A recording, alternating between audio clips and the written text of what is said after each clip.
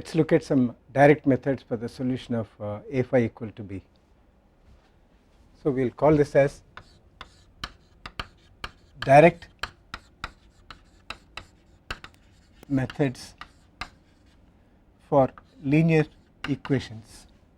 So these are linear equation solvers, LES. A phi equal to b,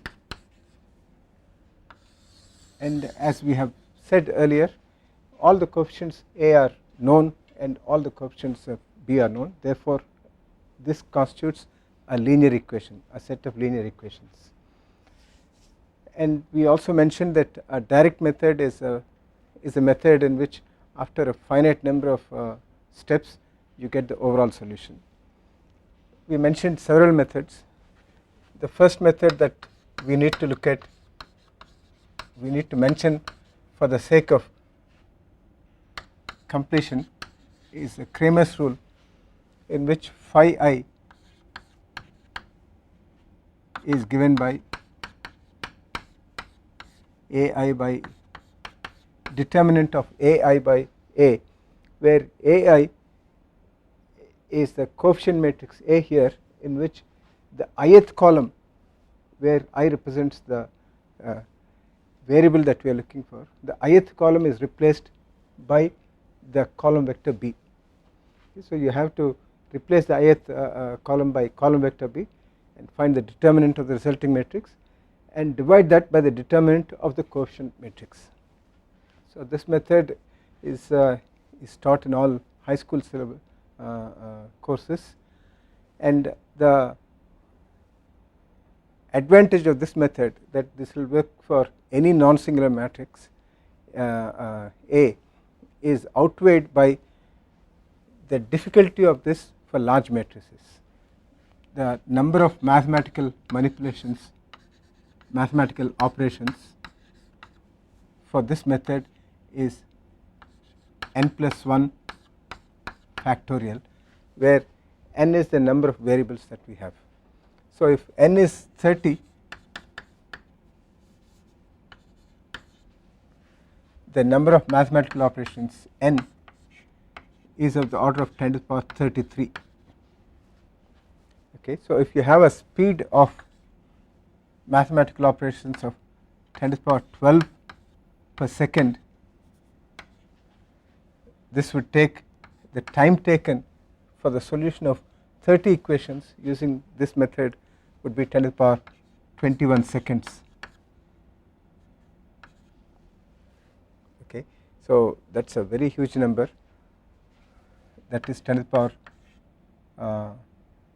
let's say 16 days.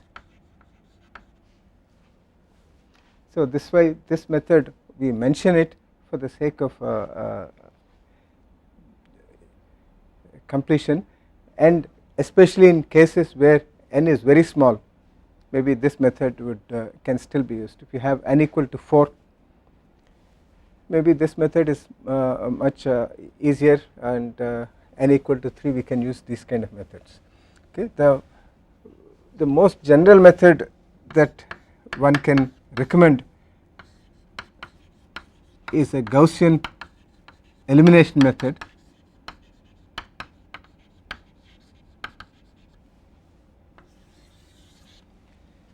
This is probably the most useful and efficient method for the solution of a phi equal to b in case where a does not have any special features like bandedness or symmetry or sparseness.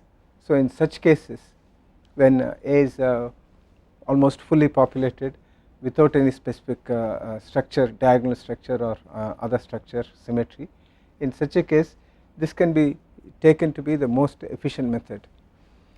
And how do we do this? So if you have a phi equal to b, the objective is to convert this into a matrix like u phi equal to b prime, where u is an upper triangular matrix.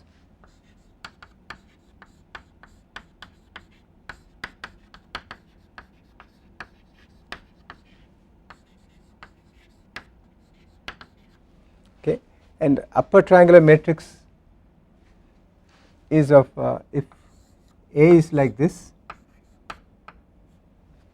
then with all these coefficients here, you will have coefficients only in this. Okay, so if you now put this u times phi equal to b, you have n equations here, and with as you go down in this way, you will have fewer and fewer variables. Right at the bottom you have a single variable here, so that equation can be solved directly to give you phi n. Okay, now you come to the upper level, there you have n minus 1 and n as the two variables, and n is already known, so you can solve this directly for phi n minus 1. And then if you come to the next row here, next higher row, you have, which will be n minus 2, n minus 1, n, and by now you have computed n minus 1 and you can directly get n minus 2. So the solution of u phi equal to b, where u is an upper triangular matrix, is something that can be done easily by back substitution. So the idea of the Gaussian elimination is to successively eliminate these variables. You have phi 1, phi 2, phi 3, phi 4 like that. So you eliminate phi 1 from all these equations, phi 2 from all the lower equations, phi 3 from all the lower equations, and so on, until you get a single variable left in the last equation, and thereby in the first stage of elimination you convert A from a matrix which has coefficients all over the place into one which has coefficients only, non-zero coefficients only in the upper triangular part of the original matrix A, and the solution of this can be done efficiently. Now how do we do this elimination? So let us take a specific case, A11, A12 phi 2 plus A13 phi 3 plus A14 phi 4 plus A1n phi n equal to B1. The next equation will be A21 phi 1 plus A22 phi 2 plus A23 phi 3 plus A24 phi 4 plus A2n phi n equal to B2, and we can write one more, A31 phi 1 plus A32 phi 2 plus A33 phi 3 plus A34 phi 4 plus A3n phi n equal to B3, and we have n such equations, and the last one will be A n1 phi 1 plus A n2 phi 2 plus A n3 phi 3 plus A n4 phi 4 plus A nn phi n equal to Bn. All these coefficients B are in this side, and all the coefficients A11, A12 and all these things, they form the matrix A, the coefficient matrix A, and phi, that is phi 1, phi 2, phi 3, phi 4, phi 5, all those things all the way up to phi n are the variables. Okay. So in this, the idea of the elimination process is to make use of this equation, which is known as the pivot equation, and eliminate phi 1 from all these equations. And how do we do that? If you say that if you multiply this equation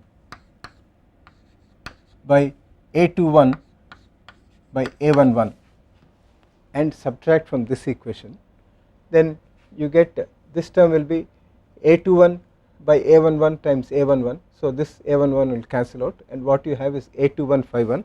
When you subtract from this, phi 1 gets cancelled out, and this term here will become, so you have the first equation as it is, A11 phi 1, A12 phi 2,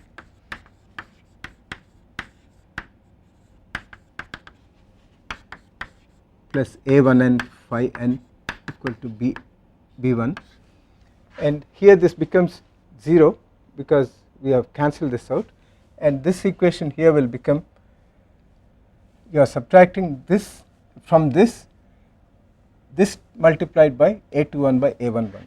So this will now become A22 minus A21 by A11 times A12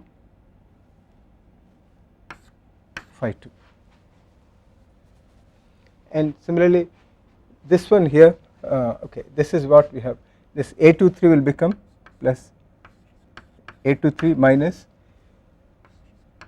A21 by A11 times A13 phi 3, plus so on, plus A2n minus A1n A21 by A11 times phi n equal to B2 minus B1 times A21 by A11. Okay, so we have modified the second equation by multiplying the first equation, the pivot equation, by this value A21 by A11 and then subtracting that resulting equation from this, so that the second equation gets modified like this and it does not have phi 1. Similarly we take the third equation and then we multiply this by A31 by A11. So A31 by A11 times the pivot equation. Okay, so this much is subtracted from this. Okay, so when we do that, A11, this and this will cancel out, you get A31 phi 1. When you subtract from this, that cancels out, and this term here becomes A32 minus A31 by A11 times phi 2 plus A33 minus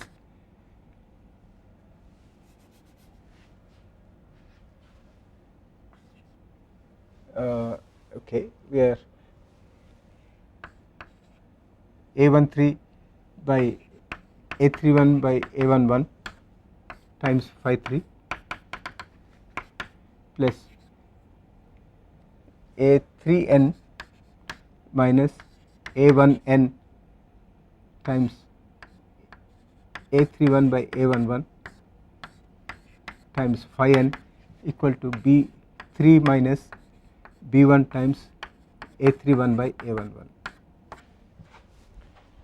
So we have eliminated from the third equation also phi 1 by multiplying the pivot equation by this product, the product of the coefficient of the first equation, okay, the first term divided by the coefficient of the first term of the pivot equation. So by doing that we are able to eliminate phi 1 from the third equation also, and then we go on and then do it like this for all the n minus 1 equations, and then finally we have, so this is 0 plus 0 plus 0 plus, you will have an2 minus a11 a12 times an1 by a11 phi 2 plus an3 minus a13 an1 by a11 phi 3 plus ann minus a1n an1 by a11 phi n equal to bn minus b1 by an1 by a11. Okay, so what we now have is a set of equations in which a11 appears only in the first equation, and in all the rest of the equations we do not have a11, and this becomes a smaller set with n minus 1 variables. Okay. So now we keep this like this, we take this set of equations as something like a phi equal to b, and then this is written as we eliminate something here, yeah, we retain this, and then we eliminate phi 2 from this, phi 2 from the next equation, phi 2 from the next equation, and so on, and then we eliminate phi 2 from all the succeeding equations, all the n minus 2 succeeding equations. At the end of that we will have a11 only in the first equation, okay, phi 1 only in the first equation, phi 2 only in the second equation, and then you will have a subset of n minus 3 equations in which phi 3, phi 4 and all those things appear, and then you can eliminate, you can return the third one and eliminate phi 3 from all the rest of the equations, and then we can go on doing this until we eliminate all but phi n in the last equation. So this is, if this is original one, step 1 will give us this, and step 2 will give us this a11 phi 1 plus a12 phi 2 plus a1n phi n equal to b1, and then a22 prime phi 2. I am putting prime here because that is modified, a23 phi 3 plus a2n phi n equal to b2 prime, and so on. And so now if we eliminate phi 2 from all these things, we will have a33 prime phi 3 plus a33 so on. So we will have a subset of these equations, n minus 2 equations in which we have this. So we keep this, and then from this subset we eliminate phi 3, okay, so that we have this like this, and after this we retain the top one, and from this subset we eliminate phi 4, and again we eliminate phi 5 like this, and then we go on like this until we are left with an upper triangular matrix which will have finally like this, and then at the end of step n minus 1 we will have all the first equations, and then we will have a nn prime phi n equal to b n prime, where this prime of course has been multiplied several times. So this is the final form, and we have an upper triangular matrix, and this is the form we have as u prime equal to u phi equal to b prime. So, and this we solve by back substitution.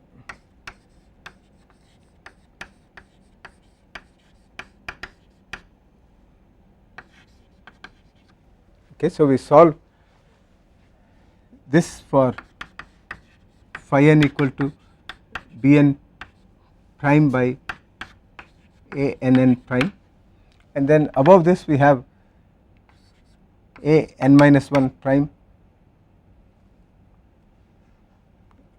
n minus 1 phi n minus 1 plus a n minus 1 n prime phi n equal to b n minus 1 prime. So this is the resulting equation here, and in this we already know this value from here, and then we can evaluate this. So this is phi n minus 1 will be equal to b n minus 1 prime minus a prime n minus 1 n phi n divided by a prime n minus 1 n minus 1. Okay, so like this, then we go to phi n minus 2, and then phi n minus 3, phi n minus 4 up to 1, okay, up to phi 2 and then phi 1.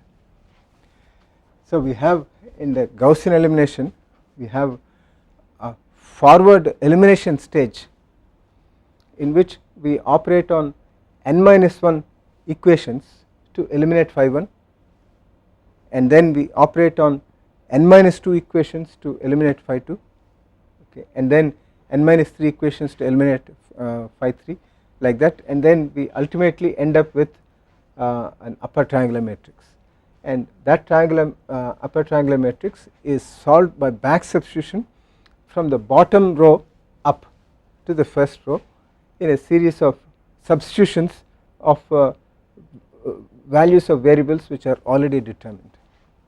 So at the end of the back substitution we get all the phi I values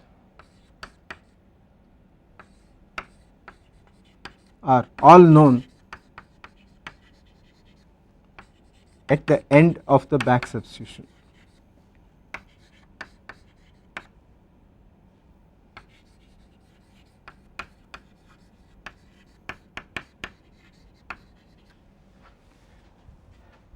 So the Gaussian elimination is a good illustration of a direct method.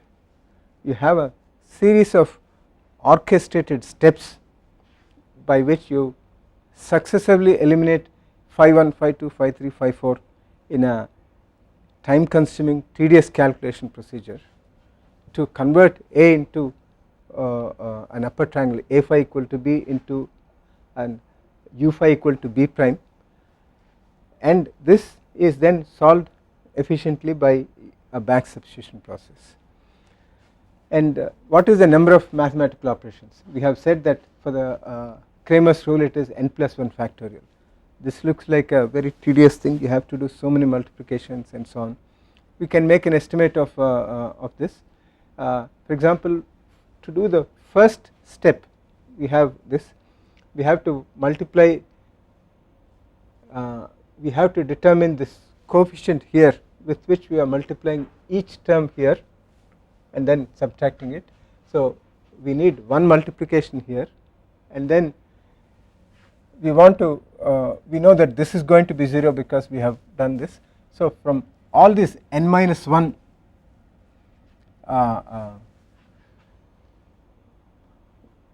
n minus 1 terms that are here plus the right hand side term, we have to multiply by this. So that is n minus 1 multiplications to do this multiplication here up to this, and then nth multiplication. So that gives you a total of n minus 1 of this plus 1 plus 1. So that is n plus 1 multiplications are required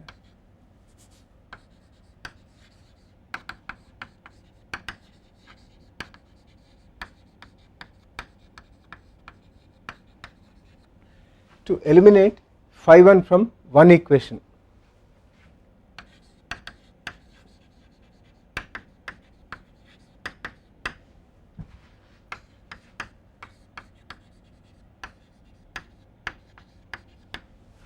And we have to do, there are n minus 1 equations from which we have to eliminate phi minus 1. So the first step here takes n by n times n plus 1 number of operations, okay, no, sorry, n minus 1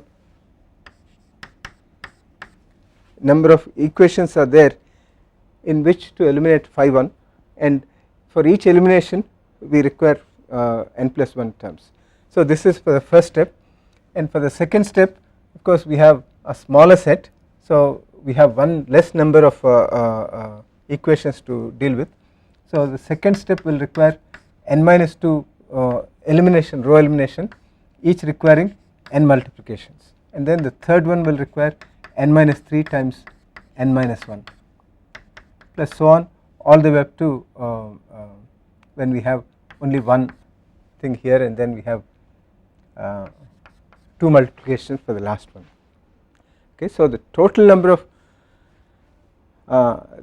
number of multiplications and of course divisions that are required to do step 1 elimination is n minus 1 times n plus 1, step 2 is n minus 2 times n, step 3 is n minus 3 times n minus 1, and so on like this.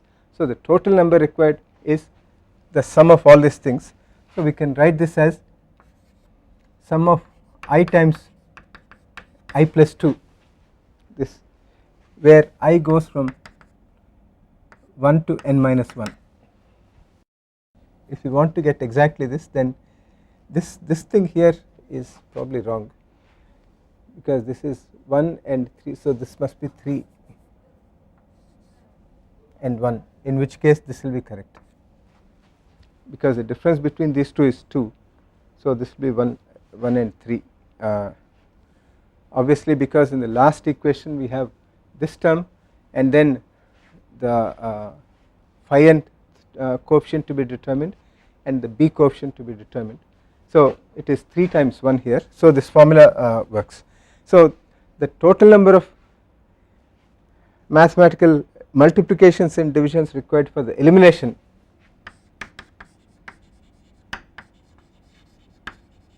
is this. So this is I square plus 2i, so that is sum of I square plus sum of 2 sum of I, and where I is from 1 to n minus 1, and this also I equal to n to n minus 1, and we have a formula for this, so we can write this as I square minus n square, now I going from 1 to n. Okay, so the last term will be n square minus n square, so we are cancelling out, plus 2 times I equal to 1 to n minus n. So we have ready made formulas for this. When I goes from 1 to n, then this particular thing is n times n plus 1 times 2n plus 1 times 6, and this particular thing is n times n plus 1 by 2. Okay, so we can substitute these things and then finally show that the number of operations required in the elimination process is something like n cube by 3, okay, plus 2n square or 1n square, something like this, some 3n or something like that. Okay, what is important is that when n tends to large numbers like 1000, then this will be 10 to the power 9 and this will be 10 square, so that's only okay, this is a billion and this will be a million, so billion plus 2 million or billion plus 1 million is nothing much, so this tends to n cube by 3 for large n. Okay, so the idea is that in the Gaussian elimination process method, the elimination stage requires about n cube by 3 number of steps. And what about back substitution? So back substitution, one can similarly make an operation count. For example, for the bottommost row we have taken one calculation. For the second bottommost row we require one calculation here and one more division here, so that is 2, and for the third one we need 3, so it becomes the number of operations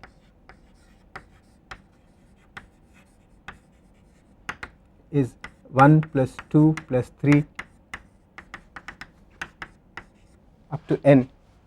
So this is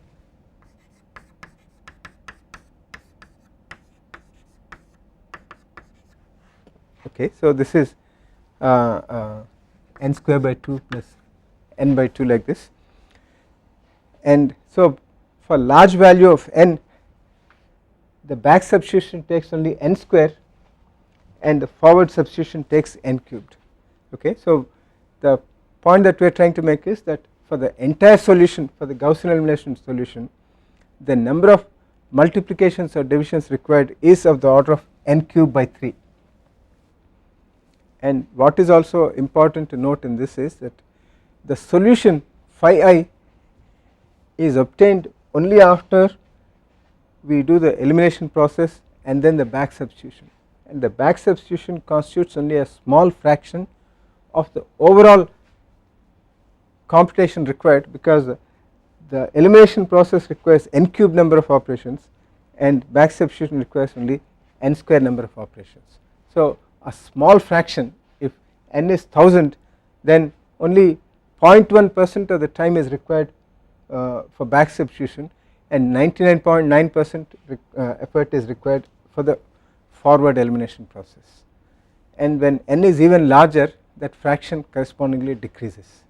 Okay, so what this means is that, which is characteristic of a direct method, and especially when the number of operations goes as n cubed or n square and all that is, that the solution from a direct method is known only after we do a large number of computation without even getting a hint of what the solution is.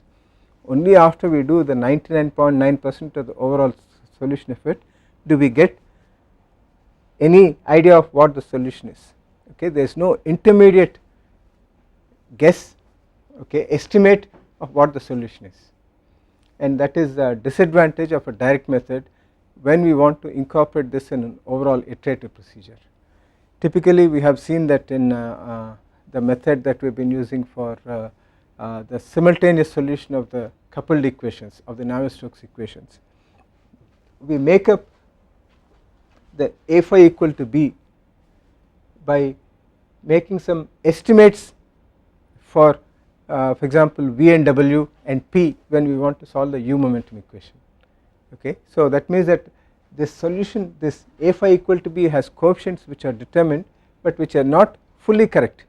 So even though we know that these coefficients are not fully correct, these are approximate, we cannot get an approximate answer from the direct method until we do 99.9% of the overall computation effort, then it is too late.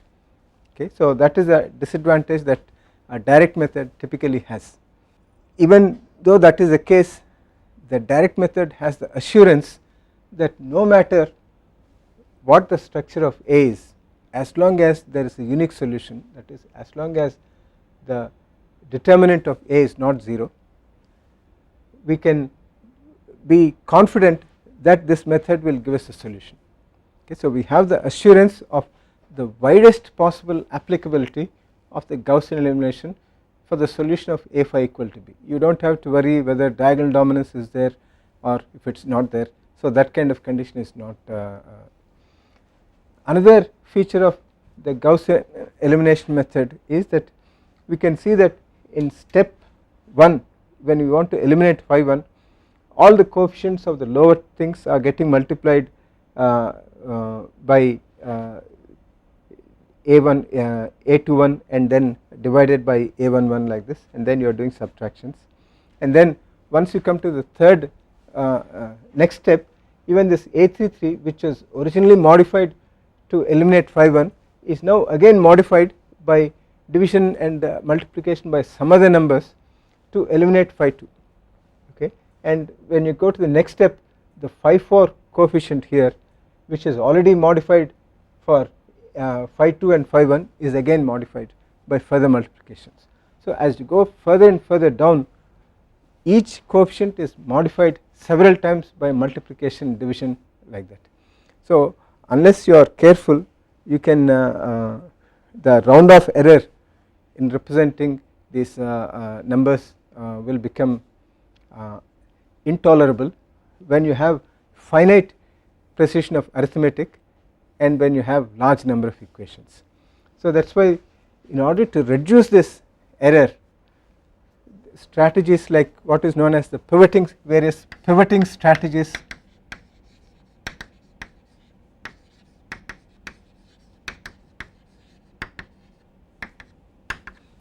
are incorporated in trying to find the best pivot equation in order to do the elimination process. So at each step, for example, you take that coefficient which has the highest value, because then if since you are dividing by this a11 all these things, if a11 happens to be very small, then this coefficient here gets unnecessarily magnified, okay. And then when you are trying to subtract from this, then because this is magnified here, this subtraction may lose some significant digits, okay. So you would like to minimize those kind of errors by choosing that coefficient among these things which has the highest value as the pivot, okay. So you have a row wise exchange of rows or exchange of columns is usually done to identify the right kind of pivot to do the elimination process. So usually when you are looking at a phi equal to b type of matrix solution where A is full, that is more or less with many coefficients which are non-zero, in such a case you would have to have some sort of pivoting strategy that has to be and you have to do much more than writing a program here. You have to do more logic type of programming steps to introduce a pivoting strategy so that successive elimination and modification of the coefficient does not lead to runoff type of situations, okay. So including all those pivoting strategies, Gaussian elimination is considered as the most efficient method for the solution of a phi equal to b when A is full and does not have any structure. So from that point of view, this is a very good method. When we come to CFD type of problems where A is mostly sparse, we know that even if you have 1000 equations, that is 1000 variables, the value of one variable is influenced only by the 4 neighboring points or 6 neighboring points or 2 neighboring points. So that means that each row will have only a few non-zero coefficients. So in such a case, the build-up of arithmetic error because of successive multiplications and subtractions and all that is going to be less when you for a matrix obtained from a CFD solution, okay, obtained for a CFD solution, because the discretization will make sure that only a few of the entire row have non-zero coefficients. So in such a case, the round off error and the pivoting strategy is not so important for a CFD type of a phi equal to b, but for a general case it is very much true, okay. So the point that we want to take from this is that this is a general method which can be used for any non-singular a phi equal to b type of equation, and it requires n cubed number of mathematical operations, which is a great improvement on n plus 1 factorial. For example, when you say n equal to 30, then there is only 30 cubed, so that is about 30,000 operations, whereas this is giving you 10 to the power 33 number of operations. So this is very good for typically n less than 1000 we can safely use this kind of thing, and there are certain applications in which they would prefer to use these type of elimination type of methods, because for a very coarse grid maybe you can use this type of situation.